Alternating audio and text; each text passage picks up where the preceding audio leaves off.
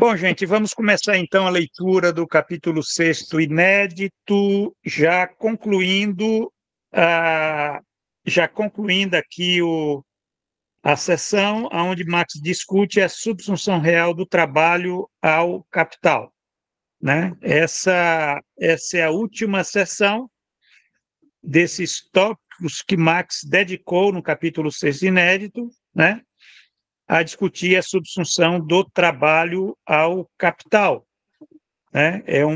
São várias sessões, né, que o Marx, a partir da discussão do processo de produção imediato, né, ele passa a discutir a subsunção do trabalho ao capital, discutindo, né, primeiro a subsunção formal e depois, né, da discussão da subsunção formal do trabalho ao capital, ele faz uma discussão sobre a subsunção real do trabalho ao capital, ou o modo de produção especificamente capitalista, né? E é interessante que ele, no 472, ele discute a subsunção real do trabalho ao capital, ou o modo de produção especificamente capitalista, mas, a seguir, ele volta a tratar da subsunção formal do trabalho ao capital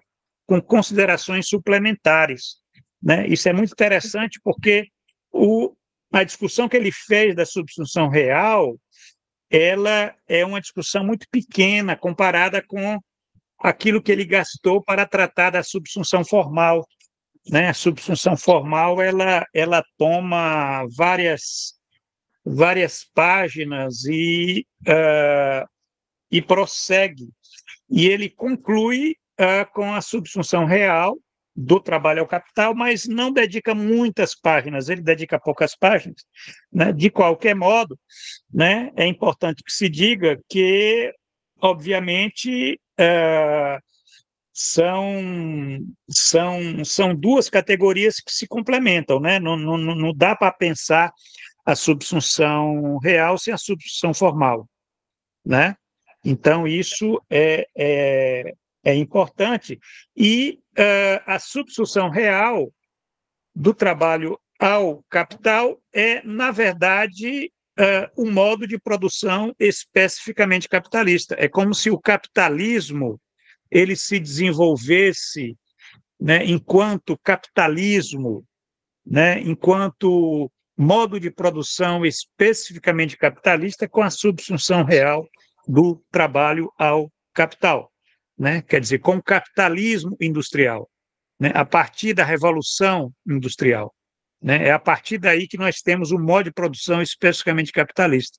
Quer dizer, é claro que o Marx ele diz que a partir do século XVI você tem um nascimento do capital, né? Mas o capital ele só vai se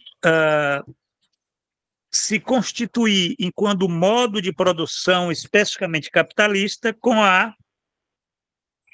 a subsunção real do trabalho ao capital.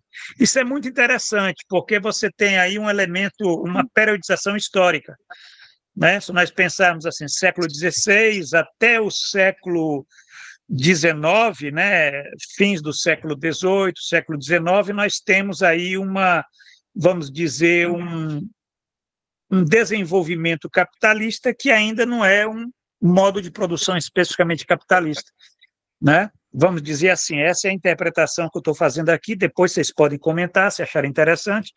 E, a partir da Revolução Industrial, quer dizer, aí nós temos um modo de produção especificamente capitalista. Quer dizer, o capitalismo, né, no sentido da posição do capital, uma posição, vamos dizer, real, né?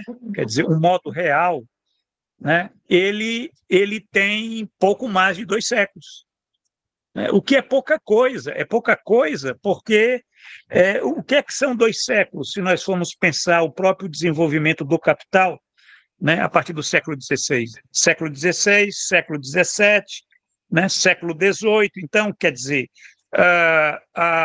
esse período em que se tem a dominância da subsunção real, ele é um período que só no século XXI, ele, em termos históricos, está se igualando ao da subsunção formal. Se nós formos pensar, por exemplo, a partir do século XVI, o desenvolvimento das manufaturas, né? Daquelas formas de assalariamento por conta com a acumulação primitiva, com o surgimento, o desenvolvimento do proletariado. Se nós formos pensar o proletariado, ele se constitui, né? Isso é uma coisa muito interessante, ele se constitui antes do modo de produção especificamente capitalista, né? Ele se constitui ainda no período, vamos dizer, naquele tipo, né? Tipo artesanal, de um artesanato que ainda estava em transição, né? Mas isso é como eu interpreto essas categorias, fique à vontade para comentar. Então, a gente vai fazer essa leitura, vai fazer uma leitura longa dessa para fechar esse tópico, subsunção real do trabalho ao capital, e aí a gente vai abrir para os comentários de vocês, certo? Fique à vontade para comentar, porque é importante essa troca de ideias, essa provocação, né? Colocando questionamentos ou comentando passagens do que nós temos discutido aqui sobre a subsunção, né? Esse conceito de subsunção, né? Formal e real. Vamos começar, então. Nissan, por favor, Sim. se começar a ler, pode ficar à vontade. Ok. Nos bons velhos tempos, quando viva e deixe viver era o lema geral, todo homem se contentava com uma vocação. Na indústria de algodão havia tecelões, fiandeiros, branqueadores, tintureiros e vários outros ramos independentes, todos vivendo dos lucros de seus respectivos negócios e todos, conforme se sabe, contentes e felizes. Aos poucos, porém, quando o curso sucessivo da indústria continuou até certo ponto, o capitalista se apropriou de um ramo e depois outro, até que com o tempo todo o povo foi expulso e lançado no mercado de trabalho para encontrar meio de vida da melhor maneira que pudesse. Assim, embora nenhum documento garanta a esses homens o direito de serem fiandeiros, manufatureiros, estampadores de algodão, etc., o curso dos eventos os levou a um monopólio de todos esses ofícios. Intrometeram-se em todos os ofícios, e, na medida em que o problema interessa a este país, é de se temer que eles não sejam mestres de nenhum. O resultado material da produção capitalista, além do desenvolvimento das forças produtivas sociais do trabalho, é o aumento da massa de produção e o aumento e a diversificação das esferas de produção e seus ramos. Por via de consequência, desenvolve-se o valor de troca dos produtos, a esfera em que atuam ou se realizam como valor de troca. A produção pela produção, a produção como um fim em si mesma, já ocorre com a subsunção formal do trabalho ao capital. Tão logo a finalidade imediata da produção passa a se produzir a maior quantidade possível de mais valor. Tão logo o valor de troca do produto se torna finalidade decisiva. No entanto, essa tendência imanente à relação de capital só se realiza da maneira adequada, e ela mesma se torna uma condição necessária, também tecnologicamente. Assim que o modo de produção especificamente capitalista se desenvolve e com ele a subsunção real do trabalho ao capital. Paro por aqui, professor?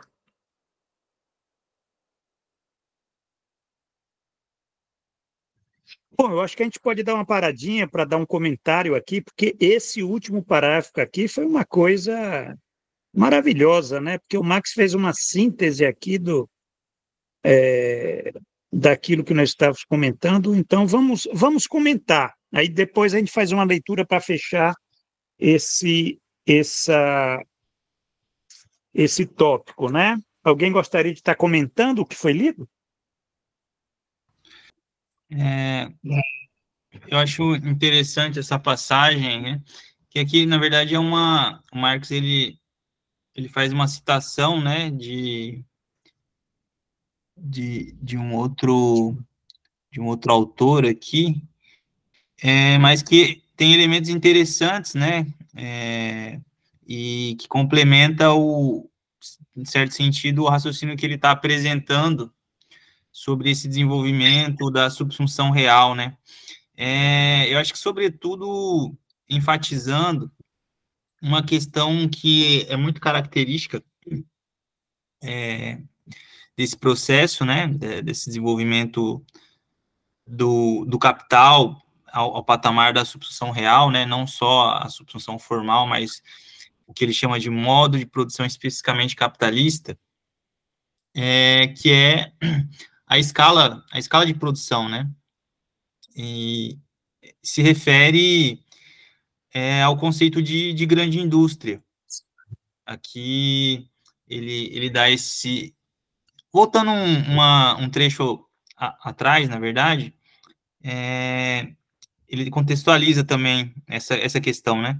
Aqui, antes da citação desse Jeremiah da Torre, né? Ele diz aqui, quer ver? Ele fala sobre o uso intensivo de máquinas, né?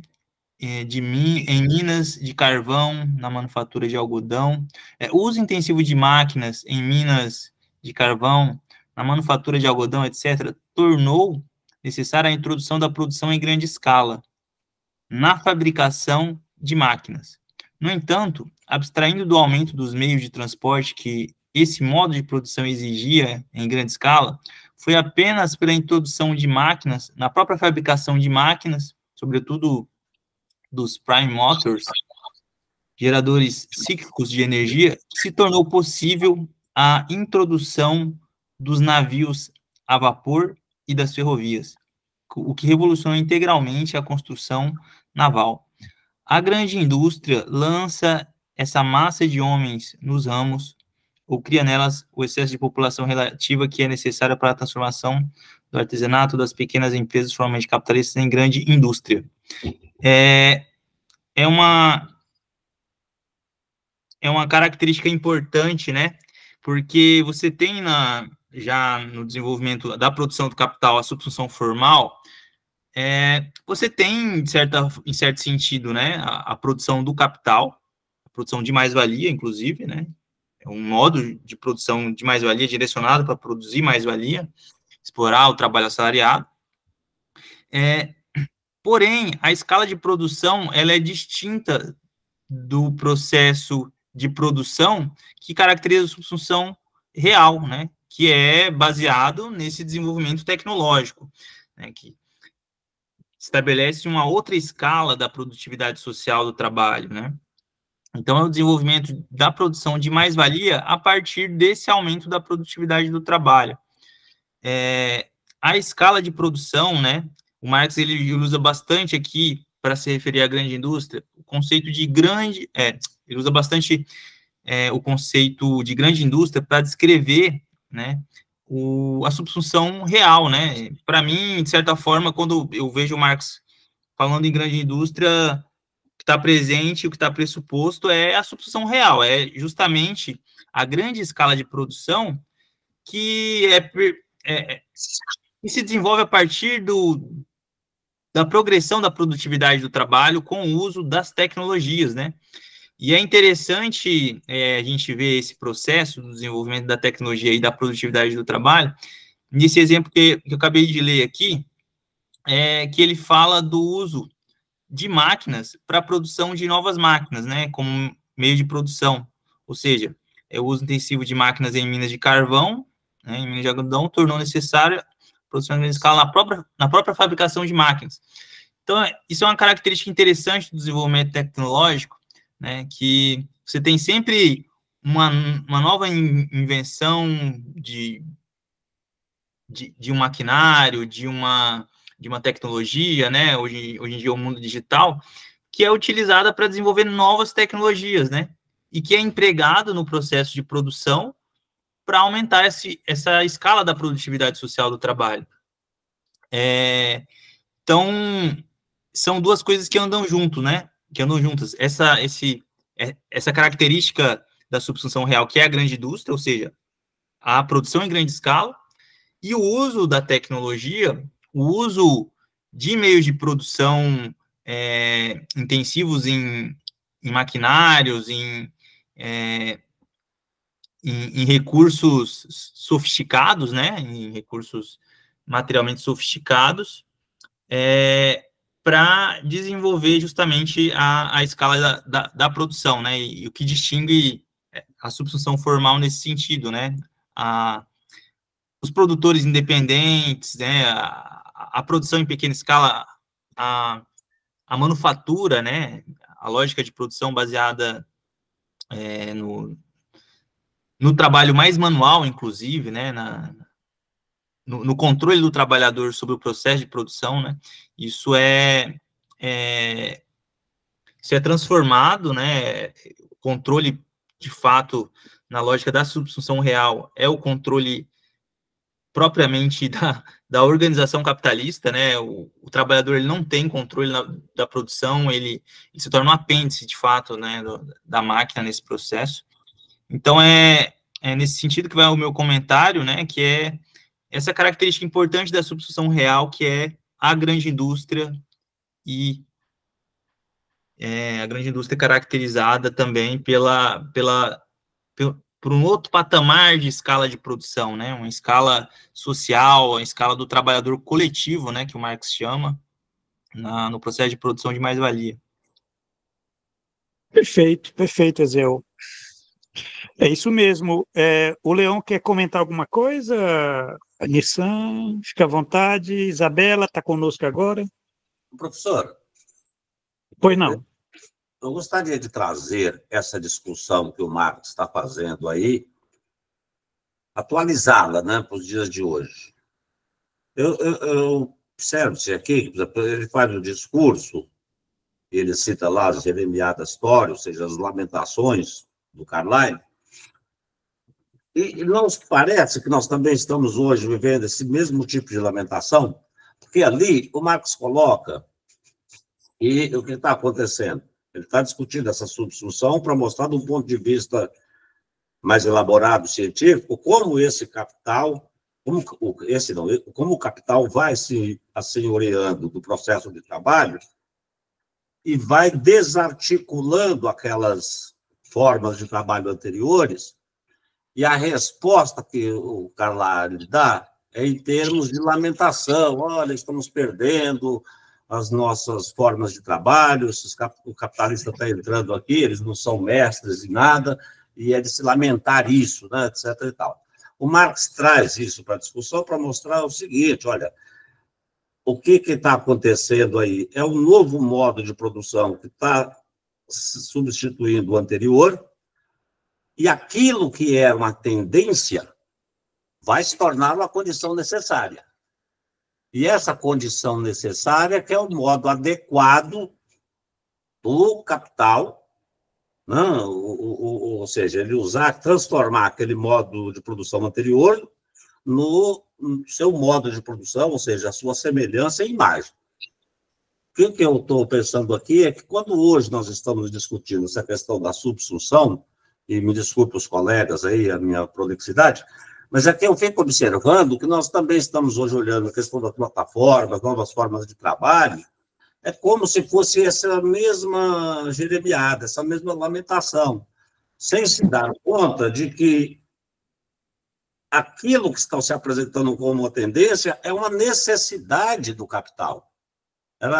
Eu só gostaria de que se pudesse atualizar essa discussão, era só isso, só. Perfeito, Leão, muito bem, gostei. Você faz uma observação, né?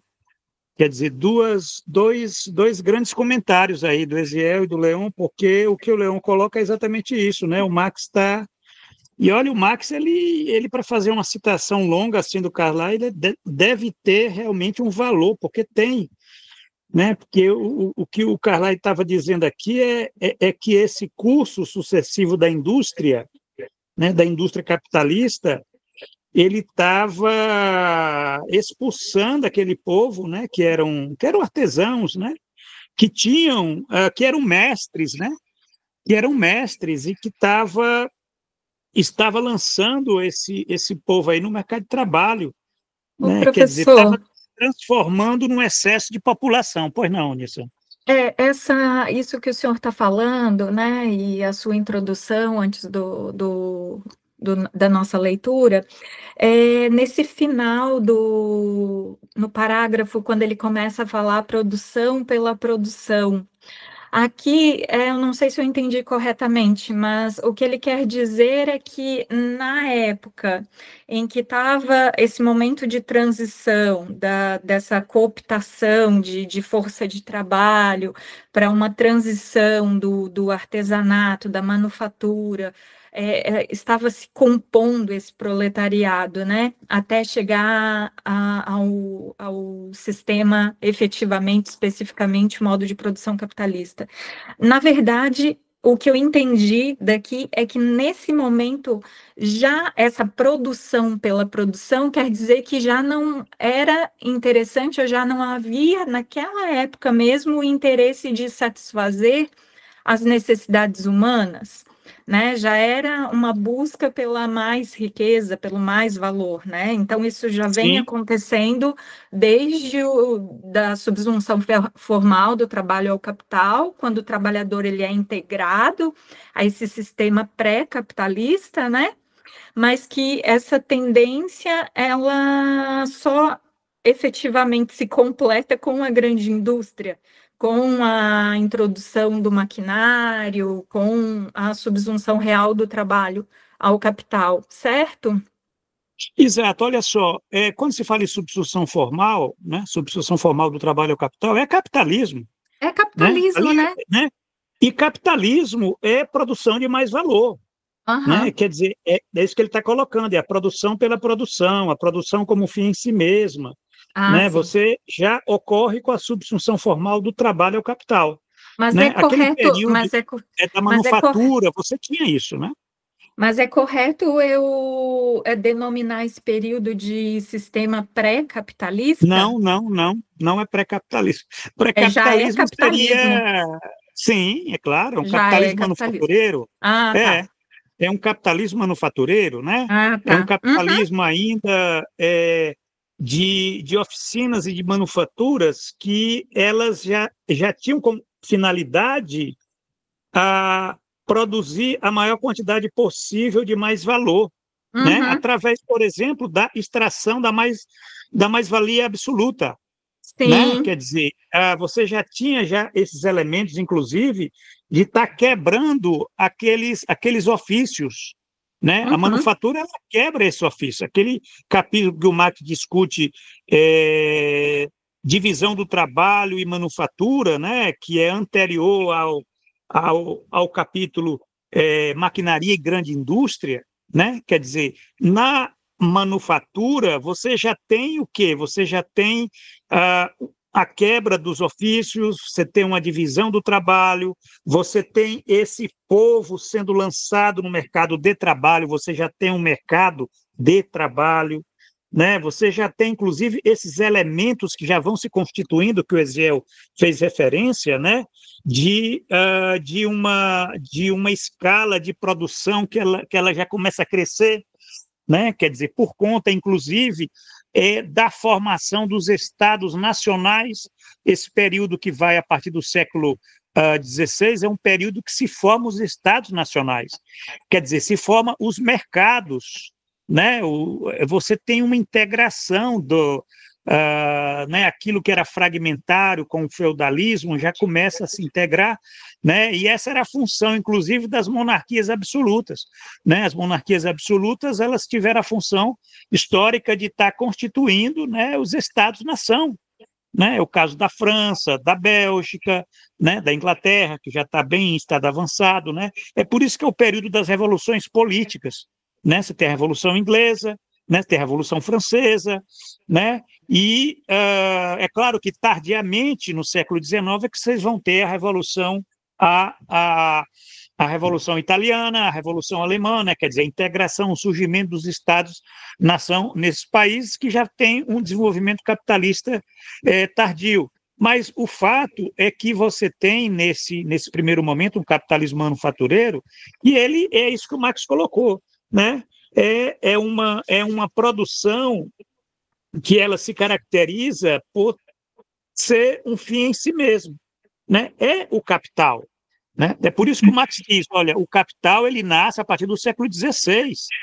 Quer dizer, o capital nasce ali quando começa a se constituir aqueles elementos de um mercado, da acumulação primitiva, da formação de um mercado de trabalho, né? Ali é claro que é um desenvolvimento desigual, né? Você tem, no próprio continente europeu, você já tem um desenvolvimento desigual. Agora, é claro que o capitalismo ele se desenvolve mais amplamente, ele nasce ali na Inglaterra, né? Se alguém perguntar onde é que nasceu o capitalismo, né? Nasceu ali no norte da Inglaterra, né? Onde você tem ali todas aquelas condições para o desenvolvimento, vamos dizer, de um mercado, do mercado de trabalho,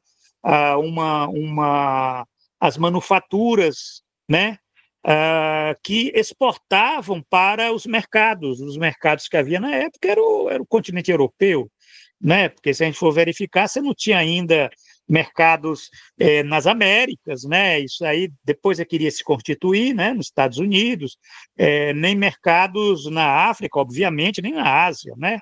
Quer dizer, o mercado ainda era muito restrito, mas ele iria crescer, se ampliar, né? Se ampliar muito, porque capitalismo não existe sem mercado, né? Agora, a produção como um fim em si mesma, né? A produção pela produção é a produção capitalista, né? Que é a produção de mais valor, né? Quer dizer, que é produzir a maior quantidade possível de mais valor. Só que naquelas condições originárias, você tem ali qual era a dominância dessa acumulação de capital?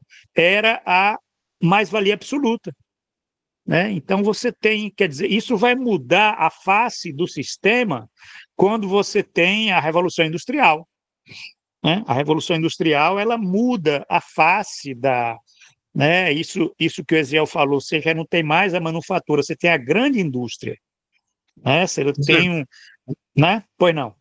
Tem uma outra questão que eu acho interessante também, assim,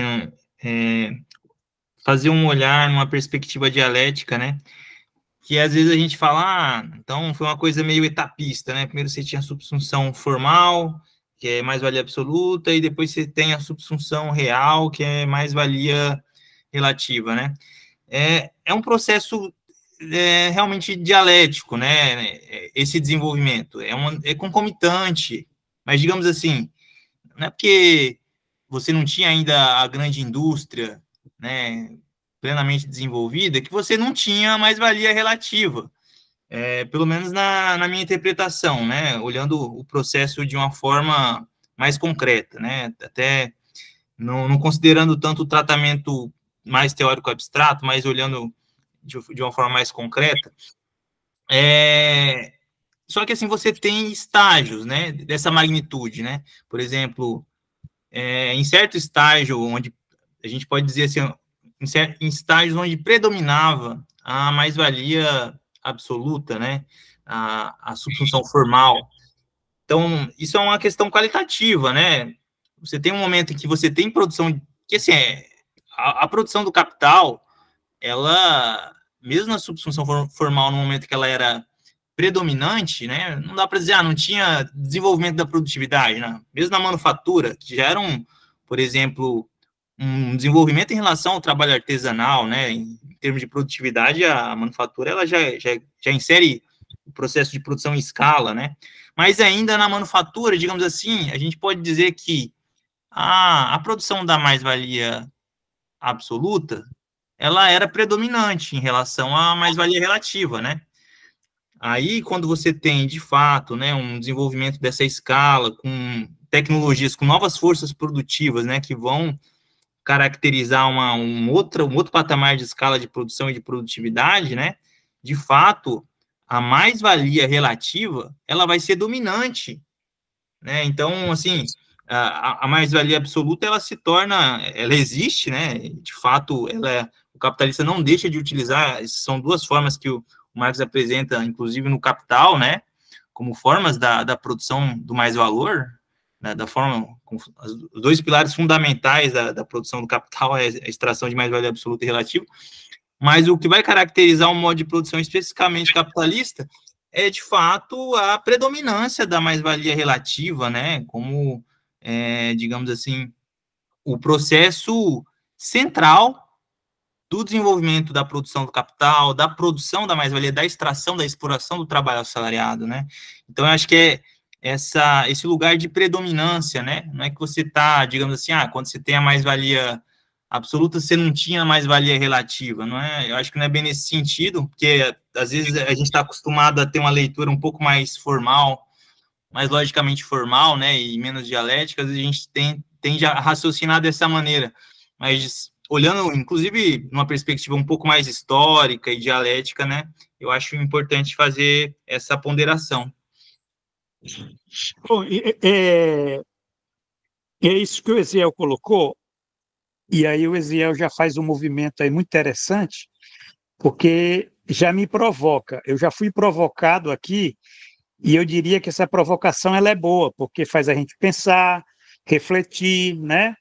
E também discordar. Eu já penso de outra forma. Eu não imagino assim, eu não pensaria que, né, que a mais-valia relativa ela pudesse existir nas condições de um desenvolvimento da produtividade limitado, né? Quer dizer, uma forma não adequada para o desenvolvimento do capital, né, em termos como base tecnológica, né, como aquelas condições mesmo que o Marx vai identificar como sendo uma mudança na figura material, né, ele vai dizer até, né, essa mudança na figura material constitui a base do desenvolvimento da relação de capital, né, cuja figura adequada corresponde a um certo grau de desenvolvimento das forças produtivas do trabalho. O Marx fala assim, ele fala, isso aqui está na página 105, ele fala figura adequada, ele utiliza essa palavra adequada. Mais adiante, ele vai voltar a falar, utilizar esse termo, ele vai dizer assim, essa tendência imanente à relação de capital só se realiza de maneira adequada assim que o modo de produção, especificamente capitalista, se desenvolve, e com ele a substituição real do trabalho ao capital, quer dizer, a produção de mais-valia relativa. Né? Quer dizer, a produção de mais-valia relativa ela vai se dar a partir do desenvolvimento da maquinaria, né? Quer dizer, da grande indústria. Quer dizer, não se concebe mais-valia relativa em outras condições, né? Quer dizer, embora você tenha, assim, subsunção formal, porque isso é muito interessante, essa relação entre subsunção formal e subsunção real. Essa é uma discussão de ponta, é uma discussão muito fina. Isso que a gente está discutindo aqui, vamos dizer, é uma discussão, uma das discussões mais relevantes da crítica da economia política, né, que infelizmente não se faz muito. As pessoas elas não são dadas a discutir muito teoricamente. Aqui nós estamos fazendo essa discussão teórica uma discussão de alta qualidade, porque esse grupo aqui é de primeira, são pessoas que, né, valorizam a teoria. E na minha perspectiva teórica, né, eu tenho essa leitura de que na verdade, a mais-valia relativa ela surge com um modo de produção especificamente capitalista, né? Embora você tenha nas condições anteriores, né? Você tenha, vamos dizer, aqueles pressupostos, tal, mas é uma questão da dialética, né? Eu vou dar um exemplo. Aquilo que não está posto está pressuposto, quer dizer, o pressuposto não está posto. Sim, sim. Não, é uma discussão bem bem ampla, assim, e até polêmica, mas eu vou dar um exemplo para tentar se fazer um pouco mais compreensível, né? O que eu quis dizer.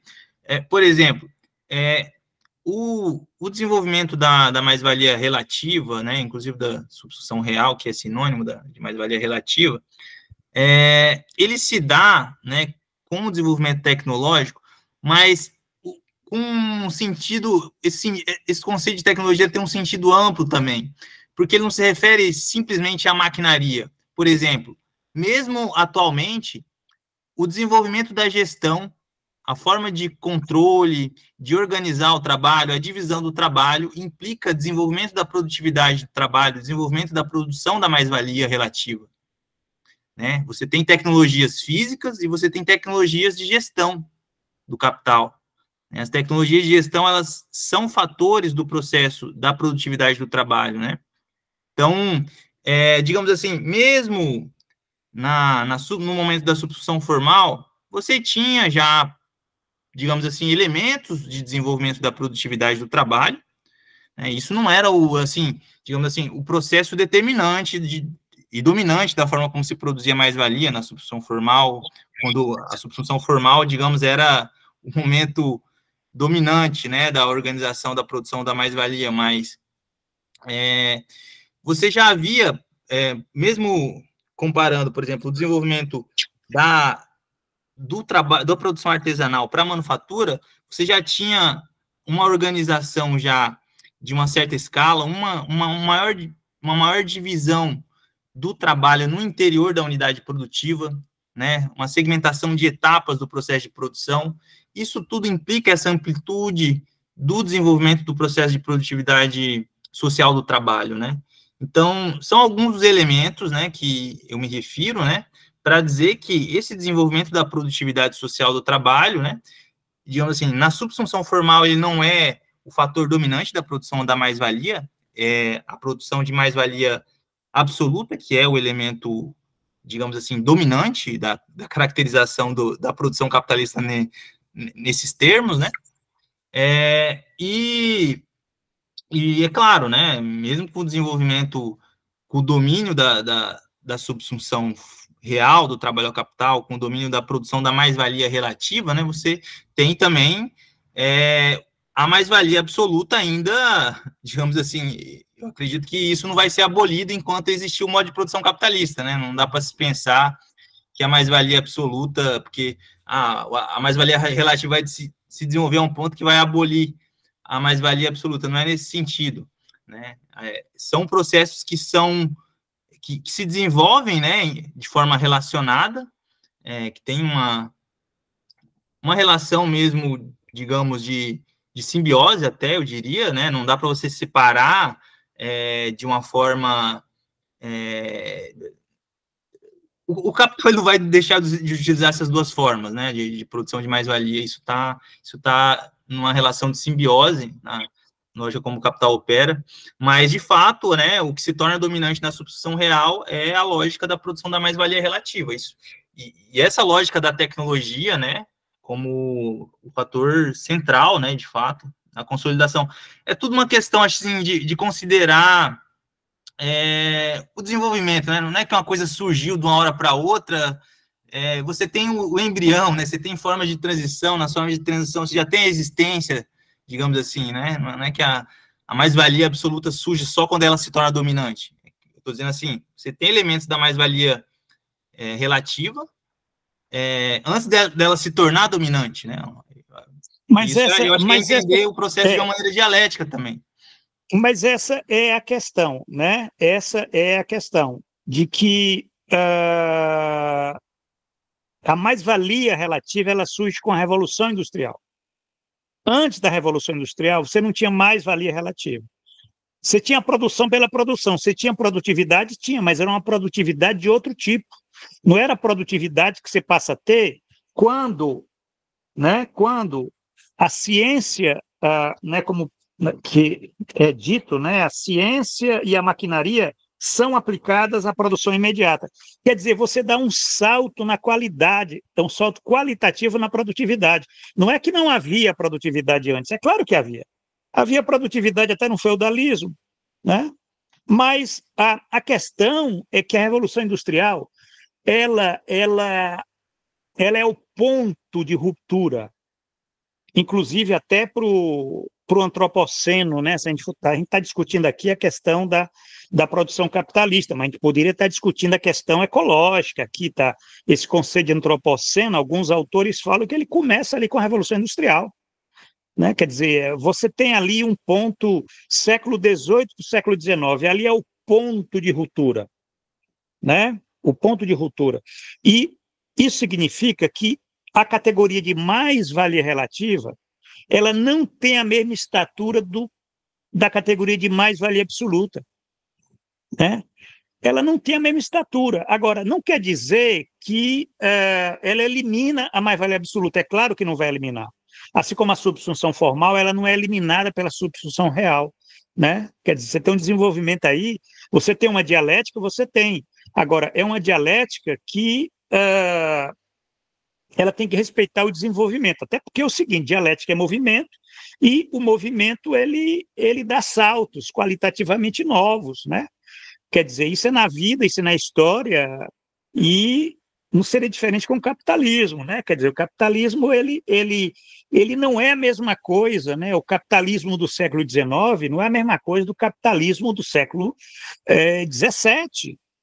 Né? Se você for na Inglaterra, lá no século XVII, Revolução Inglesa, lá, você já vai encontrar elementos lá de um capitalismo que está nascente, né? Você vai ver até manufaturas, algumas coisas ali, a própria agricultura capitalista na Inglaterra, ela é muito precoce, né? Ela já é organizada dentro de princípios capitalistas, né? De produtividade e tal, né? Você tem lá dos elementos lá de um sistema. Mas se você for lá para o século XIX, o final do século XIX, é outra coisa, né? Porque ali você teve uma ruptura. A ruptura foi a Revolução Industrial.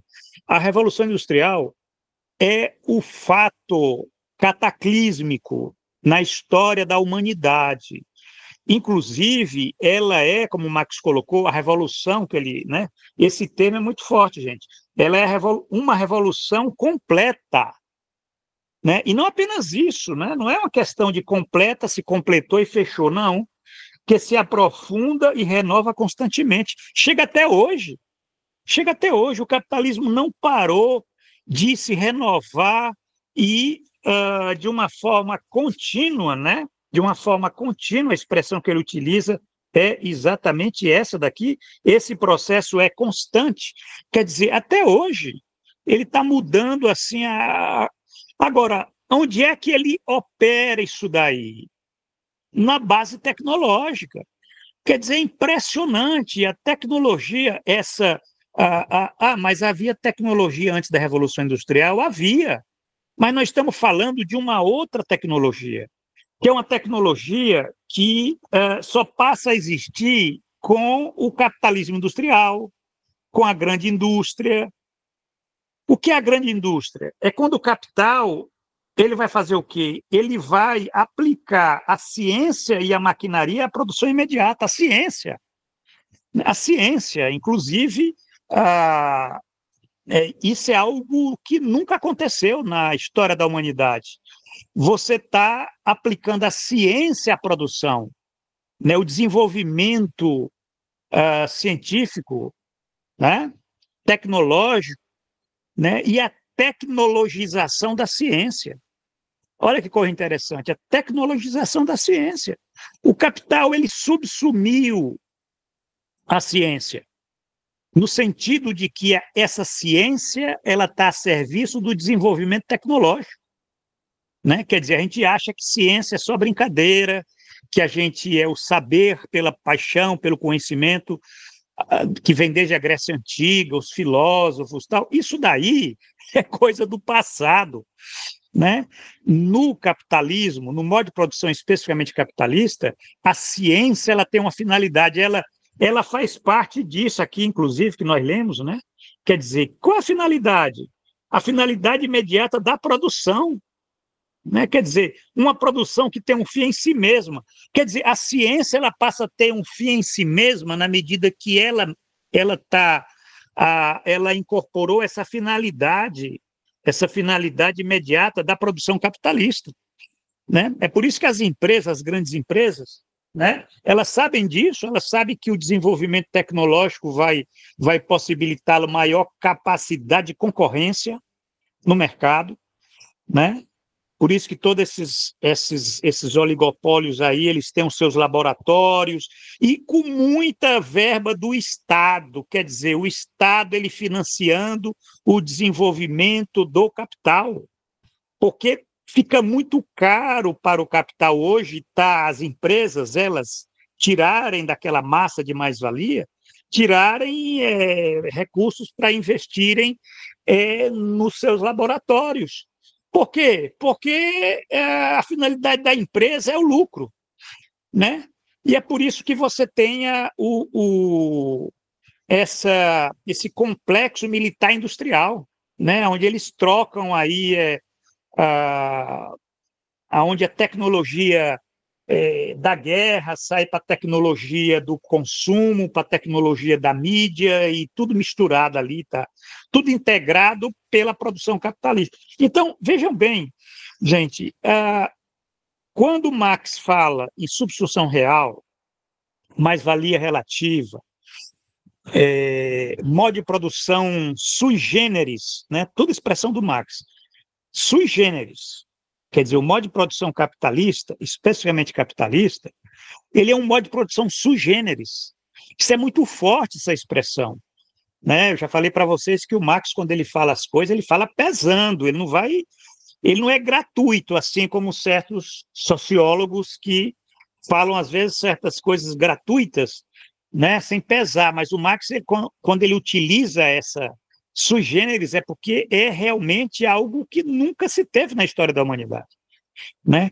Quer dizer, o modo de produção escravista, modo de produção feudal, eles são muito parecidos entre eles, né? Os modos de produção asiáticos, quer dizer, as sociedades que existiram antes do capitalismo, pré-capitalistas, elas têm uma figura material, um modo, um jeitão, inclusive na relação com a natureza, que é muito parecido, né? Agora, nós que estamos vivos agora, estamos até discutindo aqui, né, em língua portuguesa, estamos fazendo essa reflexão, nós temos o privilégio de ter nascido numa época, né, não sei se privilégio ou azar, né, de ter nascido numa época que é a época do modo de produção capitalista, especificamente capitalista, esse modo de produção sui generis, que hoje está devastando a natureza, né, que é a questão do antropoceno, tal, por conta dessa revolução completa ou dessa revolução permanente, porque como a finalidade é a produção pela produção, né, quer dizer, quando o Marx diz a produção pela produção, né, quer dizer, a produção é um fim em si mesma, significa, gente, que é o desprezo pela vida, é o desprezo pela natureza, é o desprezo pelo meio ambiente, é isso. Isso já estava inscrito nas origens do capital. Isso é que é uma coisa interessante. Só que esse traço essencial, né, que é a produção pela produção, a produção como fim em si mesma, como o Marx diz aqui, essa tendência imanente à relação de capital, só se realiza da maneira adequada, né, assim que o modo de produção especificamente capitalista se desenvolve, e com ele a subsunção real do trabalho ao capital e a mais-valia relativa, né? Porque não dá para falar em mais-valia relativa na manufatura, né? Nos primórdios de um sistema ainda que, vamos dizer, o capital ainda não tinha impressa a sua forma social na matéria, né? No próprio processo de trabalho, né? Aquelas manufaturas ali, né? Você tinha ainda aquele controle, né? Quer dizer, você tinha ainda artesãos, tinha um conhecimento artesanal que estavam lá na manufatura, né? E que já não eram mais mestres, né? Eram trabalhadores assalariados, eram jornaleiros assalariados, né? Mas ainda com feições de uma qualificação de ofício, né? Que o capital estava tentando quebrar, porque para aumentar a produtividade, né? Mas não estava conseguindo aquilo, só a máquina queria fazer aquilo. A máquina, ela vamos dizer assim, o capital ele vai se fazer, vamos utilizar agora uma linguagem filosófica, né? Mas a gente pode dizer assim, o capital ele vai se fazer corpo com a máquina. Do mesmo modo que Deus vai se fazer corpo com Jesus, né? Quer dizer,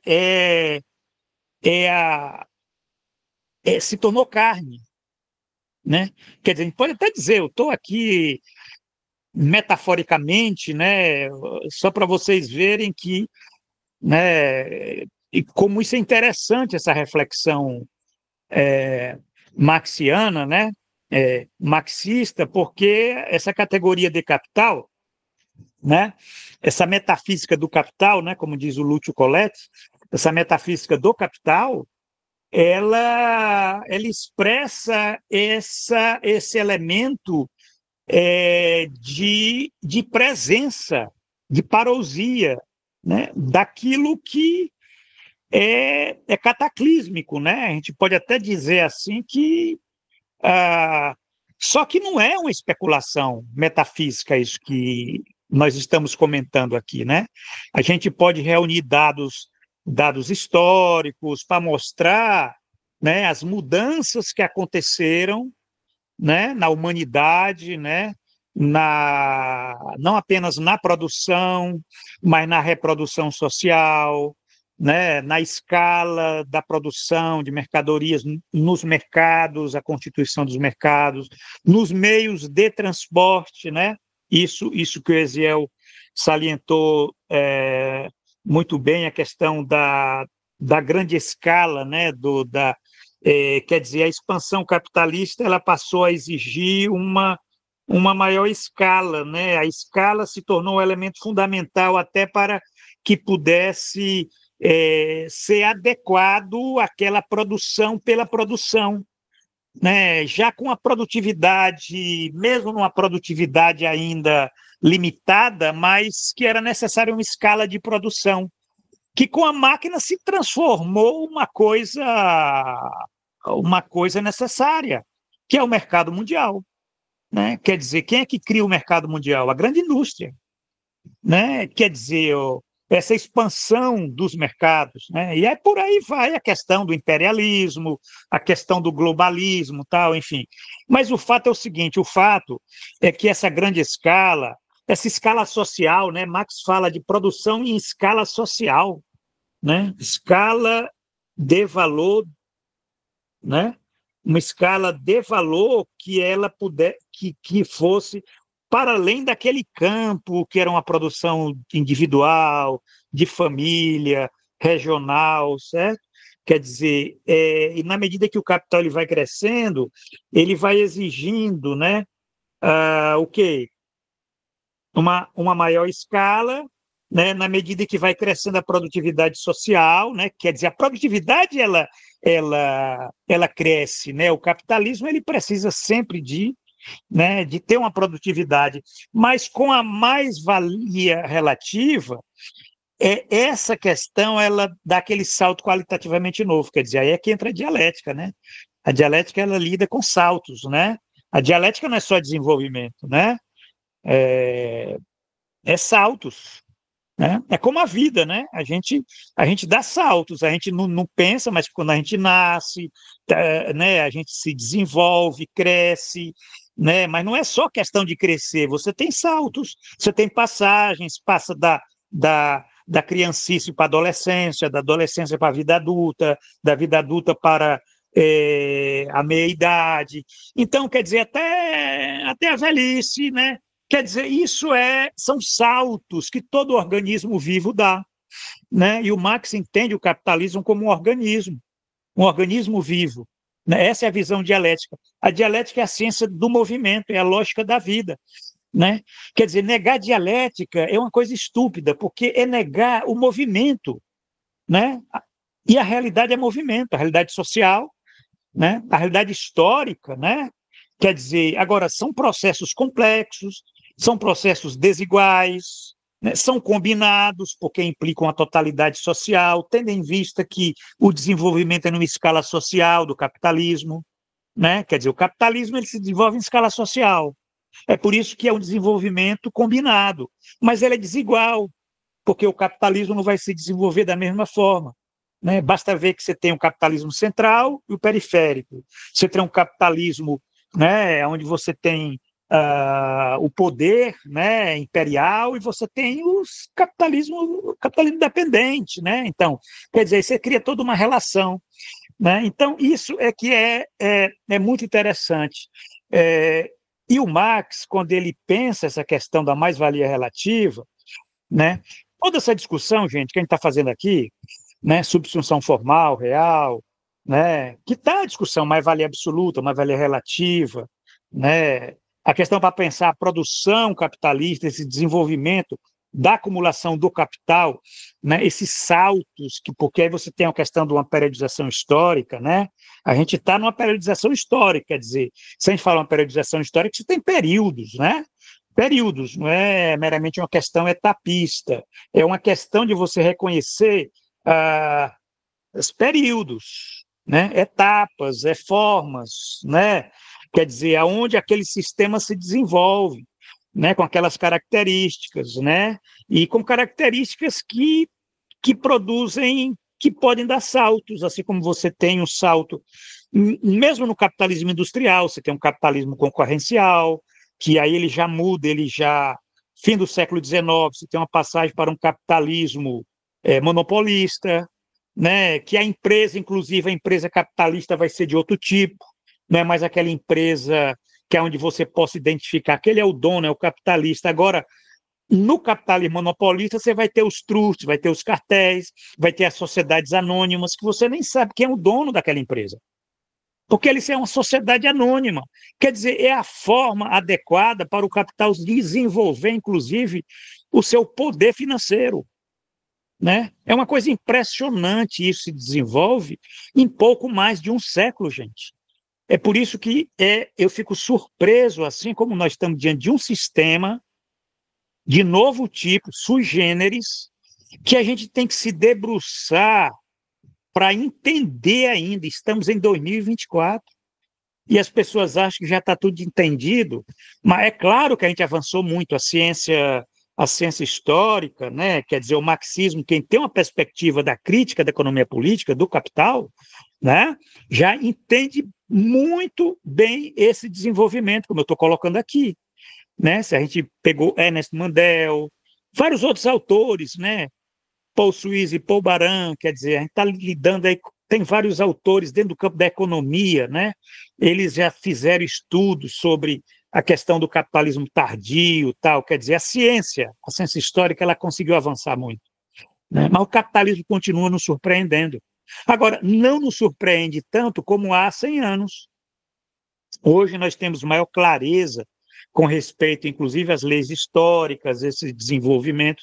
O que a gente tem é uma tremenda estupidez na academia, porque a academia ela vai numa direção inversa ao desenvolvimento da ciência marxista, né? A academia ela vai se imbecilizando, vai já voltar aquelas mitologias medievais. Olha que já tem aí, né? Porque vai se afastando da dialética, não tem uma visão materialista, é o positivismo, o neopositivismo é o idealismo, né? Quer dizer, não procure entender essa matéria que é o capital, né? Que é uma forma social, né? As contradições desse movimento, né? Porque a dialética é isso, a dialética é movimento, é desenvolvimento, é contradição e é salto. Isso que eu falei para vocês, nessa passagem da quantidade à qualidade, saltos qualitativos. Isso é que é interessante, né? Então, para concluir, eu diria o seguinte: essa nossa discussão, essa discussão da subsunção, essa é a discussão do Marx, do Marx da crítica da economia política, do Marx maduro. O Marx, em 1844, não tinha essa percepção. Quando ele escreveu lá Trabalho Estranhado, lá os manuscritos de 1844, né? Ali estava muito originário, ele não tinha essa percepção, né? Entre mais-valia absoluta, mais-valia relativa, subsunção formal, esse conceito de subsunção, que é um conceito muito interessante para pensar, inclusive, a questão da relação capital, né? O desenvolvimento da relação capital, que é um desenvolvimento que se dá a partir da subsunção, né? Ou que, em outras passagens, ele utilizou o termo sobreordenação e subordinação, porque é o desenvolvimento de um sistema, que é um sistema, e aí entra novamente o velho Marx, um sistema metabólico. O que é metabólico? É um sistema orgânico, né? É por isso que ele usa essa analogia com os organismos vivos, né? Porque ele é metabólico, ele tem essa analogia com os organismos vivos, porque também o Marx ele concebe que você tem, como os organismos vivos, ele tem esse período de ascensão e queda, tem um período de... como tem os organismos vivos, né? Que inclusive podem, né? Aí essa é a percepção do Marx, podem envelhecer e morrer. Né? Quer dizer, por isso que tem autores que falam que nós vivemos um capitalismo senil, né? Quer dizer, um capitalismo envelhecido, um capitalismo tardio, é um capitalismo que não consegue mais desenvolver as forças produtivas, né? E quando ele não consegue desenvolver as forças produtivas, para ele é interessante destruir, né? É o que está acontecendo hoje, né? Quer dizer, o capitalismo quer destruir, ele não tem mais uma capacidade de criar, né? A destruição não é mais criativa, a produção é que é destrutiva. Destruir o quê? Destruir força de trabalho, né? Por conta da maldição da tecnologia, que ele próprio imprimiu a marca na tecnologia, uma tecnologia que ela é utilizada para quê? Para destruir força de trabalho, que é aquela que, pô, olha a contradição, né? Que é o trabalho vivo, que é a substância do próprio capital. Vocês já perceberam essa dialética? Quer dizer, o capital está destruindo a sua própria substância. Quer dizer, isto é exemplo de uma senilidade, de um sistema. Agora, essa senilidade, o Marx ele traduziu numa contradição entre o desenvolvimento das forças produtivas e das relações sociais de produção. As relações sociais de produção, elas impedem o desenvolvimento das forças produtivas. Então, essas forças produtivas, de um certo modo, do Marx diz assim, olha, isso é uma lei histórica. Né? É uma lei histórica. Agora, é claro que essa é a interpretação de Marx, essa é a leitura de Marx, né? Que a gente pode estar discutindo se concorda ou não concorda. Agora, ele não está dizendo, obviamente, né? Muito cuidado para nós não chegarmos a essa conclusão de que o capitalismo ele vai acabar, né? Ele vai morrer como um organismo, né? Como envelhece e morre, como se fosse assim, cair de maduro, de podre. Não. Não é isso, né? Nós estamos lidando com modo de produção, né? E modo de produção, ele só é substituído por outro, não de uma forma, vamos dizer, determinística, né? Mas isso já é uma outra discussão, gente. Então é isso. Vamos fechar essa sessão, gente. Vamos ler agora numa sentada para ver se a gente fecha isso. O que vocês acham? Vamos fechar. Então, vamos lá, o Eziel vai ter o privilégio, né? A Nissan abriu, o Eziel fecha, essa discussão da subsunção. Por favor, Eziel. Bem, este último já foi desenvolvido com tantos detalhes que podemos ser bastante breves aqui. É uma produção que não está ligada a limitações pré-determinadas e pré-determinadas das carências. Seu caráter antagônico inclui limites à produção que ela busca constantemente ultrapassar. Daí as crises, a superprodução, etc. Esse é um aspecto em contraste com os modos de produção anteriores, se quiser, o lado positivo. Outro aspecto é o caráter negativo ou antagônico. Produção em oposição ao produtor e sem se preocupar com ele. O produtor real, como mero meio de produção, a riqueza material como um fim em si mesmo. E, portanto, o desenvolvimento dessa riqueza material em contraste e à custa do indivíduo humano. Em geral, a produtividade do trabalho igual ao máximo de produto com o mínimo de trabalho, portanto, barateamento das mercadorias tanto quanto possível. No modo de produção capitalista, isso se torna a lei independentemente da vontade do capitalista singular.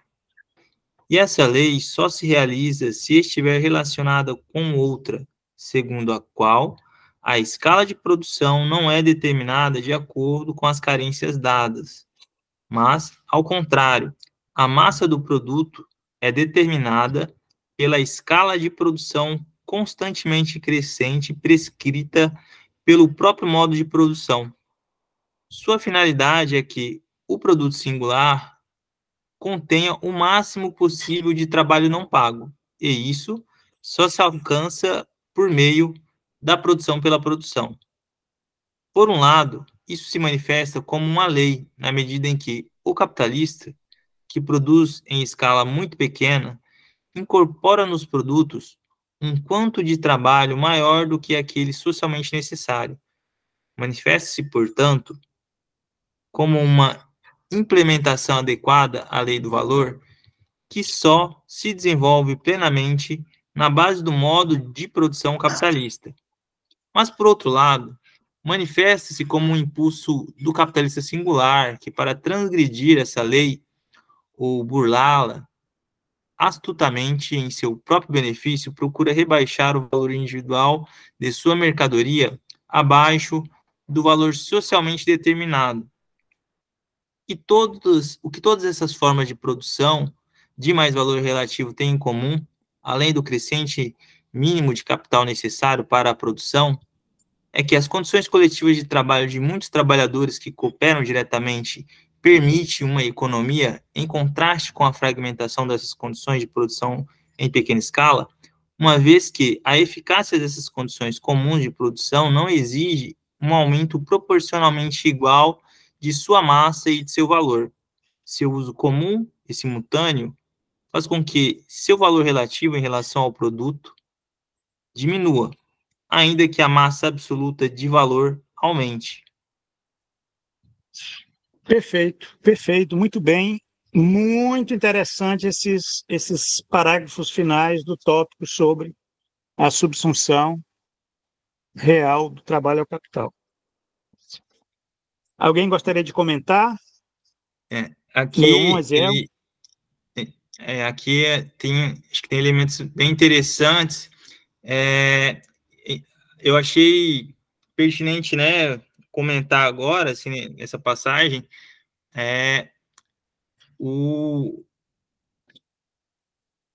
esse momento aqui que ele menciona, né, as crises e a superprodução, que, digamos assim, agora ele começa a falar, de certa forma, até um pouco das consequências, né, das problemáticas, digamos assim, em certos sentidos, até metabólicas, desse desenvolvimento da subsunção real, né? Fala muito digamos assim, dos germes desse desenvolvimento e agora algumas dessas consequências, né?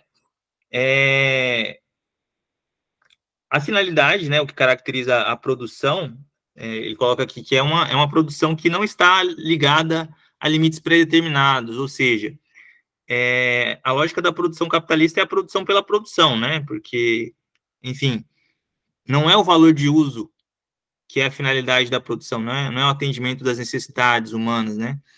O capital, ele produz pela necessidade de explorar trabalho para acumular capital e se expandir, se auto-expandir, né? O capital se auto-expande. Ele se determina a partir do seu próprio movimento, né? Então, digamos assim, é como um câncer, né? Ele se alimenta, digamos assim, até tem uma certa similaridade com o parasitismo, né? De outras células ali. ele tem uma multiplicação descontrolada, né? E isso inerentemente leva à superprodução, né? A crise capitalista, né, é excesso de capital. O capital, ele, digamos assim, ele tem como lei fundamental produzir excesso de capital, né? A acumulação de capital existe porque existe esse excesso, né? Mas em certos momentos, esse excesso ele não encontra, digamos assim, condições, digamos assim, para que ele mesmo se mantenha, né? E isso aparece nos momentos de crise, nos momentos da superprodução de mercadorias, né? E em outros processos também que estão relacionados à crise, né? E à crise estrutural do capital também, a financiarização e tudo mais. E todas as consequências digamos assim, para a reprodução social, né? A reprodução das condições de vida do trabalhador, todas as consequências que esses elementos acarretam, né? Para a vida social em geral, o trabalho vivo, né? Mas fundamentalmente, né? A finalidade da produção, né? O valor de troca como finalidade da produção, né? Que é uma característica fundamental da lógica da produção capitalista, né? Ela tem um outro aspecto importante que o Marx menciona aqui, que é o caráter antagônico da produção, né? Tudo isso, essa oposição da produção às necessidades sociais, elas refletem, né, esse antagonismo, o antagonismo de um processo de produção que ele é contrário ao produtor, né? Ele é antagônico ao produtor, né? O Marx ele coloca aqui que é um caráter negativo, né? Antagônico da produção, né? A produção é oposição ao produtor e sem se preocupar com ele, né? Esse momento em que o desenvolvimento da produtividade social do trabalho, né? Ele se torna, digamos assim, a base fundamental da produção capitalista, da reprodução do capital, e isso acarreta uma forma de desenvolvimento, uma forma social de desenvolvimento da riqueza material, né, baseada no barateamento das mercadorias a partir desse desenvolvimento da produtividade do trabalho, né. E isso coloca um outro elemento de crise, até que digamos assim, é um aspecto progressivo da crise, né, um aspecto estrutural da crise, né, uma crise de valorização, né, que é isso que o professor já nos apresentou, o professor Giovanni comentou, que o capital ele passa a destruir a sua própria substância, né, ele passa, de certa forma, a substituir a exploração do trabalho vivo, né, nesse desenvolvimento, né. Então, o capital ele se reproduz nesse complexo de contradições, né, professor? Perfeito, é isso. É isso. Você já abordou aí as questões. Parece que esse último parágrafo, o Marx, ele dá uma conclusão aqui de alto estilo, né? Supondo que a próxima sessão é trabalho produtivo e improdutivo, né? Quer dizer, ele vai fazer outro tipo de discussão, isso é muito interessante. Agora, nesse parágrafo aqui, ele vem tocando em questões que se nós formos ver, são questões fundamentais para entender até o limite do capital, né? Porque quando você fala em limite, você está falando tanto o aspecto positivo como o aspecto negativo, né? Quer dizer, ele mostra que como capital, né? Quer dizer, o modo de produção especificamente capitalista, ele já está falando no modo de produção especificamente capitalista, ele já está falando aqui do capitalismo da mais-valia relativa, subsunção real, tal, né? Aquele capitalismo que cria um outro tipo de produtividade, né? Produtividade do trabalho, que é uma produtividade do trabalho que é resultado da aplicação da ciência e da maquinaria na produção imediata. Então, quer dizer, esse capitalismo, ele é muito diferente dos outros modos de produção, né? Por quê? Porque esse modo de produção, a produção não está ligada a limitações pré-determinadas e pré-determinantes das carências. Isso aqui é interessante. Quer dizer,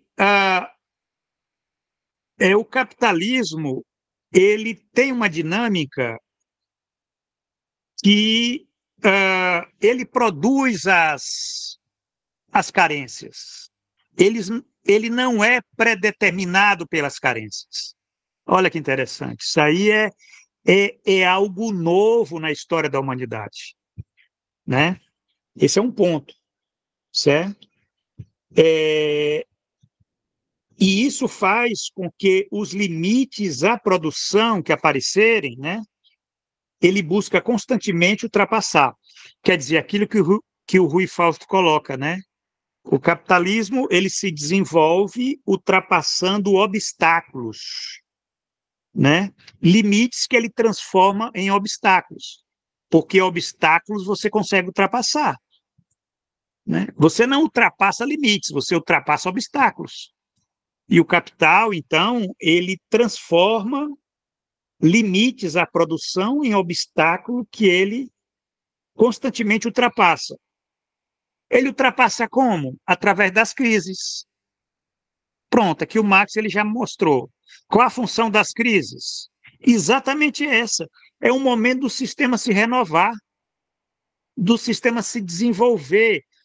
Nós aqui achamos que a crise é revolução. Pode ser que dê revolução. Mas a crise ela tem uma função positiva para o capital. É quando ele ultrapassa obstáculos. E é isso que faz com que... é isso que nós assistimos no século XX.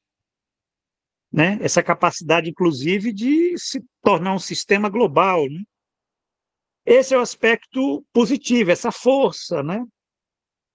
Só que o Marx vai falar, tem outro aspecto que é negativo.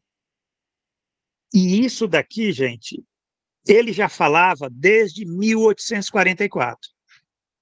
Lá nos manuscritos de 1844, Trabalho Estranhado, e ele está falando agora com outros termos, mas é a mesma coisa. Ele vai dizer a produção capitalista em oposição ao produtor e sem se preocupar com ele. Isso é muito interessante, porque aí fica aquele pessoal lá né, que o Leão fez referência, essa jeremiada saudosa aí do Fordismo, né? Fica buscando, lamentando, né, essas mudanças aí, como se, porque que não se preocupa com os trabalhadores, né, não tem direito do trabalho, né, não entende a natureza do sistema, né, que é intrínseca, é parte da natureza do sistema, essa produção em oposição ao produtor e sem se preocupar com ele. Agora, por quê? Né? Obviamente o Marx falou isso, mas agora ele vai provar por que é que ele está falando isso. Aí ele vai dizer, pela própria natureza da produtividade do trabalho, essa produtividade do trabalho que é esse motor do capitalismo industrial, do modo de produção especificamente capitalista. Essa produtividade do trabalho que é igual a máximo de produto com mínimo de trabalho. Né? Quer dizer, o barateamento das mercadorias, tanto quanto possível, inclusive da força de trabalho com a mercadoria. Quer dizer, o barateamento das mercadorias, tanto quanto possível, por meio desse aumento da produtividade do trabalho, com mínimo de trabalho, né? Porque produtividade é isso, é a relação entre o que você produz e a quantidade de trabalhadores que você produz, né? Quer dizer, esse é a raiz do capitalismo. Só que isso tem um sentido destrutivo, que eu já fiz referência aqui para vocês, né? Quer dizer, e é isso que ele está querendo dizer, né? Que, inclusive, nessa questão aí do máximo de produto com mínimo de trabalho, né? Você tem um elemento que o Marx ele faz referência aqui, né? Que a concorrência ela faz com que ela impulsiona isso, né? Porque na verdade o capitalista ele busca desenvolver a produtividade do trabalho por conta da concorrência, né? O capitalista ele tem a visão lá do produto, ele quer vender aquele produto ao preço que ele consiga desbancar a concorrência, né?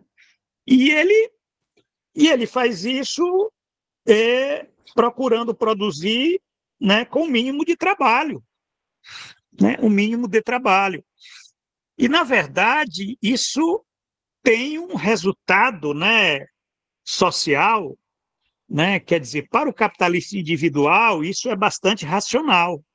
Mas se você for ver em termos de sistema, esse aumento da composição orgânica, né, do capital, né, quer dizer, tem um impacto aí na taxa de lucro, né, na taxa média de lucro. Aí aquilo que ele vai explicar a questão dessa tendência histórica de queda da lucratividade, enfim, isso daí já é um elemento, novamente, das crises, né? Uma crise que já não diz respeito vamos dizer, ao ciclo industrial, a esse ciclo que faz com que o capital ele consiga ultrapassar os obstáculos. Quer dizer, o capital ele não pode ultrapassar esse obstáculo que é dado pela concorrência, pela produtividade do trabalho, utilizando o mínimo de trabalho vivo, né? Quer dizer, porque se ele ultrapassar isso, ele nega a si próprio. É o limite dele, certo? Você imaginar que o capital possa produzir transgredindo essa regra de não ser ser oposição ao produtor, né? O capitalista que fosse preocupar com o trabalhador, com o produtor, ele nega a si próprio, né? Quer dizer, agora é claro que tem uma série de ilusões, né? As pessoas cultivam ilusões, imaginando um capitalismo responsável, eticamente sustentável, que possa se preocupar com, né? Quer dizer, a lei do valor ela é cruel, ela não vai admitir isso, né? O fato é que essas defesas do produtor elas advêm de uma intervenção do Estado, né? Essa é a questão. Agora, o Estado ele também não pode prejudicar a acumulação de capital. Então, é por isso que nós temos hoje, né, uma forma de Estado, que é o Estado neoliberal, que ele é adequado a essa fase de desenvolvimento capitalista, aonde o Estado ele está renegando qualquer preocupação com o produtor, como havia antes no Estado, né, fordista keynesiano, né? Havia condições lá que permitiam uma preocupação com o produtor. Mas nessa atual fase de desenvolvimento capitalista, com esse aumento da composição orgânica do capital, com esse declínio histórico da taxa de lucro, né, se pensar em termos do núcleo orgânico do sistema, né, quer dizer, que Estado capitalista vai se preocupar com o produtor? Impensável isso, né? Impensável isso daí.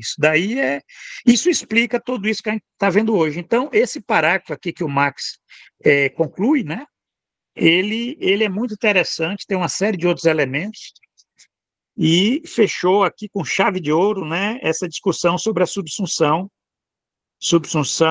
formal, subsunção real, né, que é uma discussão fundamental para nós entendermos todas essas questões do capitalismo contemporâneo, né? Quer dizer, que eu acredito que é importante para vocês que fazem pesquisa, né, levar em consideração essas leis históricas, senão vocês vão fazer meramente um tratado de uma fantasia sociológica, né, que não tem base real, né? Quer dizer, a questão é ver essas contradições, né? essas contradições que possa existir. Gente, nós vamos estar concluindo. Alguém gostaria de comentar mais alguma coisa antes da nossa conclusão? Eu queria só dar um informe aqui. Leon? Eu acho que a sessão... eu acho que a sessão realmente fechou com chave de ouro aqui, foram considerações, acho que o Marcos ele colocou novos elementos aqui no final, né? Que inclusive se relacionam com a próxima parte aí da discussão do capítulo 6º, né? Ou seja, o Marx ele apresentou elementos aqui para a gente pensar a crise de valorização do capital, né? Os elementos contraditórios dos limites, dos não limites da reprodução do capital. E uma questão importante para avançar nessa reflexão, inclusive, é a próxima fase da leitura, né, sobre trabalho produtivo e trabalho improdutivo. Então, acho que perfeito. É um gancho interessante. Né? Exato, Ezé, você lembrou muito bem. Tanto que o último período disso que foi lido é o seguinte: seu uso comum e simultâneo faz com que seu valor relativo diminua, ainda que a massa absoluta de valor aumente. Quer dizer, é a discussão sobre trabalho produtivo e improdutivo, que vai... Nós já fizemos essa discussão anteriormente, no começo lá do Leituras Marxistas, muito interessante, vamos voltar a fazê-la agora, porque é um daqueles mantras, né, que a gente sempre faz, a discussão trabalho produtivo e improdutivo, questão dos serviços, né, que é uma discussão que é clássica dentro do marxismo. A gente vai, nessa leitura, tá voltando a fazer, agora entendendo isso a partir, vamos dizer, sempre do ponto de vista da produção imediata. Quer dizer, o capítulo 6º inédito, ele é uma reflexão, né? O capítulo 6º inédito, ele tem, inclusive, como subtítulo, né? Resultados da produção imediata, do processo de produção imediata do capital, né? Quer dizer, Marx parte da perspectiva da produção. Então, aquelas pessoas que estão estudando assim a circulação, a distribuição, né, o serviço público, aqueles setores que não produzem mais valor, evidentemente, tem que se localizar para poder entender que o Marx está partindo da produção, porque na produção é que você vai entender a dinâmica do sistema, certo?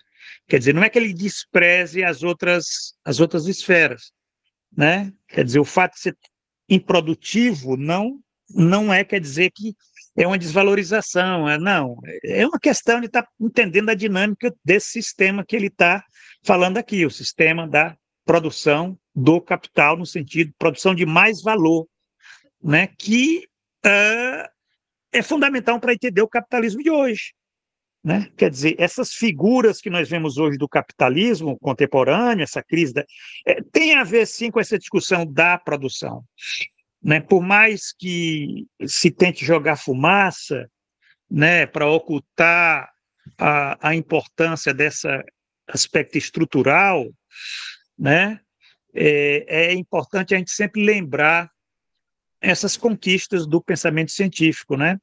Só para concluir, gente, eu estou editando um livrinho que se intitula Marx e a Dialética Capitalista.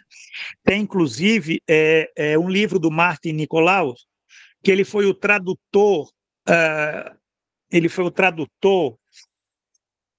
para a língua inglesa dos Grundrisse, isso lá em 1967, né? Então, a gente vai estar editando três ensaios dele, né? Ele é um autor, né, desconhecido, né?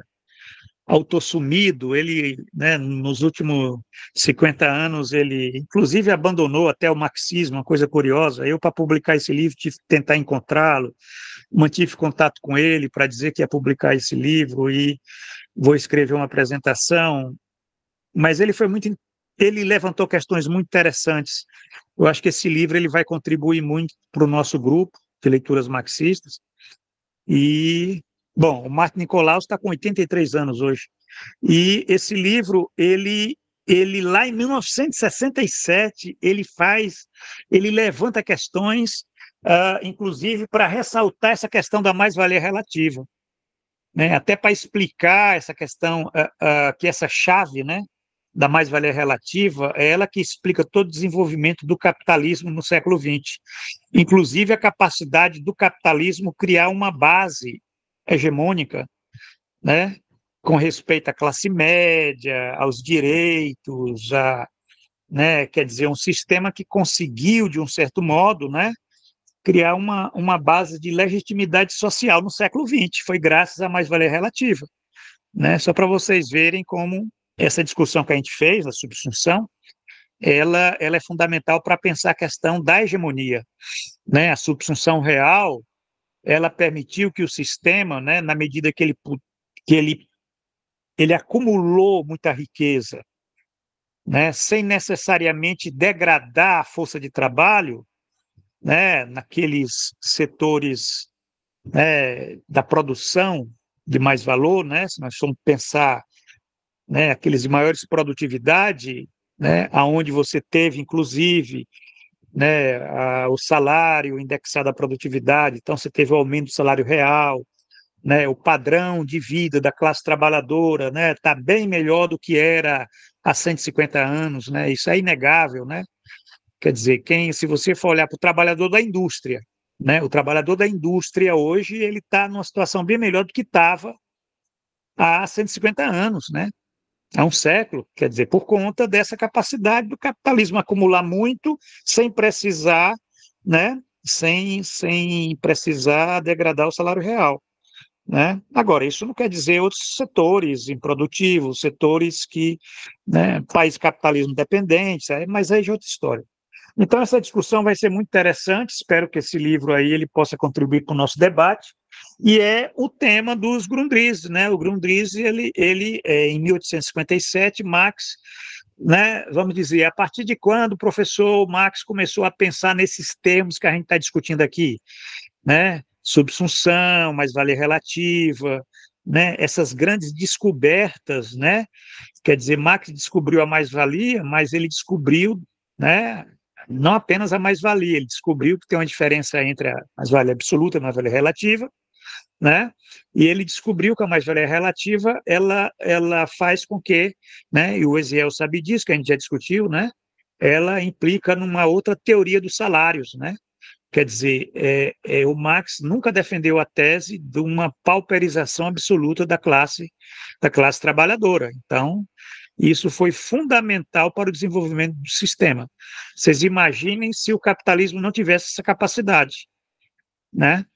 Essa capacidade está, inclusive, no século XX, né? Tá criando o que veio a se chamar uma classe média, né? Uma parte, inclusive, da classe operária com um padrão de vida superior àqueles primeiros proletários lá da grande indústria.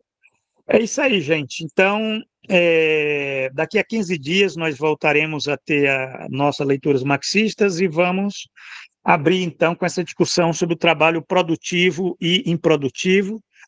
Agradeço a presença de vocês. Todos os nossos podcasts, todos, já estão na página da RET, né? Ali é um acervo importante de um acúmulo de conhecimento, de discussão aqui, que é conhecimento, né? Os comentários de vocês e até a próxima. Obrigado aí para vocês. Igualmente, professor. Muito obrigada, professor Eziel, Leon. Zanziel, valeu, gente. Foi ótimo.